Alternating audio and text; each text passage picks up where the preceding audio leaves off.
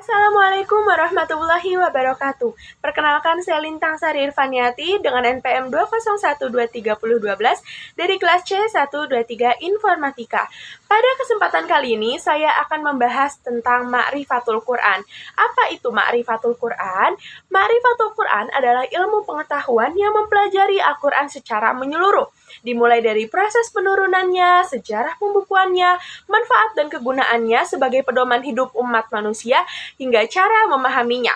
Dengan mempelajari Ma'rifatul Quran, kita bukan hanya sekedar membaca Al-Quran saja, teman-teman, melainkan kita memahami isi dan juga menjadikan Al-Quran sebagai pedoman hidup manusia.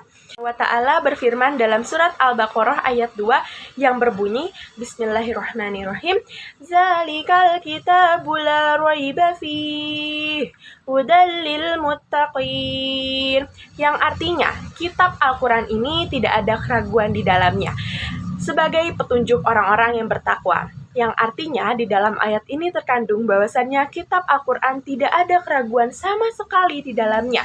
Mulai dari isi, ayat, bahkan artinya tidak ada sama sekali pemalsuan di dalamnya.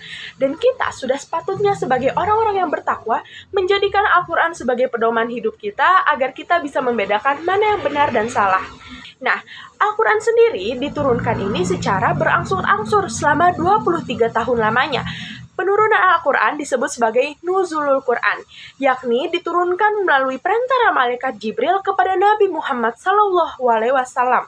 Surat atau ayat pertama yang turun pada saat itu adalah Al-Alaq ayat 1-5 yang memerintahkan supaya Nabi Muhammad belajar untuk membaca, mempelajari, hingga memahami isi-isi ayat yang terkandung di dalam Al-Quran.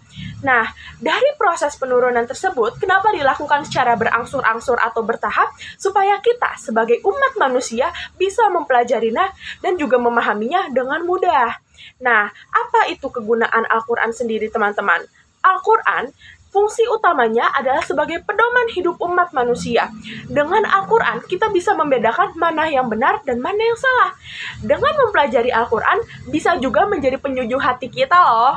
Maka dari itu, tidak ada salahnya, bahkan sangat bermanfaat bila mana kita mempelajari isi yang terkandung di dalam Al-Quran. Nah, kesimpulan dari Ma'rifatul Quran ini tuh apa sih, teman-teman?